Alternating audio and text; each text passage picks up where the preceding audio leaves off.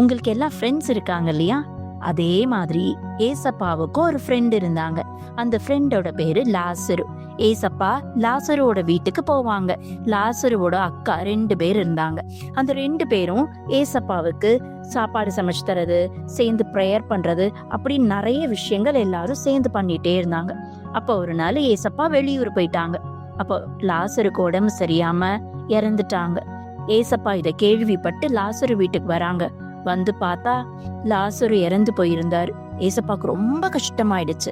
தன்னோட ஃப்ரெண்டுக்கு இந்த மாதிரி ஆயிடுச்சேன்னு ஏசப்பா அழுக ஆரம்பிச்சிட்டாங்க. ஏசப்பா என்ன பண்ணாங்க? ரொம்ப இமோஷனல் ஆகி அழுக ஆரம்பிச்சிட்டாங்க.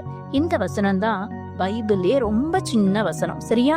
இயேசு கண்ணீர் விட்டார் அப்படிங்கிறது தான் பைபிள்லயே ரொம்ப சின்ன வசனம். இது எங்க இருக்கு அப்படின்னா யோவான் 11ஆம் அதிகாரம் 35வது வசனம். மனசுல பதிஞ்சதா வசனம்?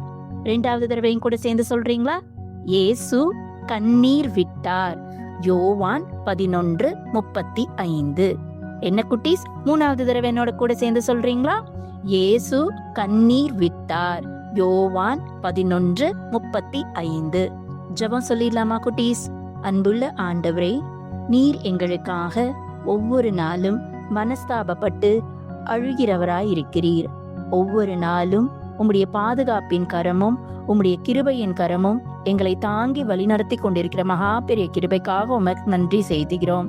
என்னாலும் நீர் எங்களை வழிநடத்தியருள வேண்டுமாய் எங்கள் நாதர் இயேசு கிறிஸ்துவின் வழியாக கேட்கிறோம், எங்கள் ஜீவனுள்ள நல்ல பிதாவே, ஆமேன். குட்டீஸ், வசனம் படிச்சுக்கிட்டே இருங்க, ஏசப்பா கூட பேசிக்கிட்டே இருங்க. நீங்க மட்டும் படிச்சுக்காம உங்களோட ஃப்ரெண்ட்ஸுக்கும் ஷேர் பண்ணுங்க. வசனம் பிடிச்சிருந்துச்சுன்னா லைக் பண்ணுங்க, சப்ஸ்கிரைப் பண்ணுங்க. மீண்டும் ஒரு வசனத்தோட உங்களை சந்திக்கிறேன்.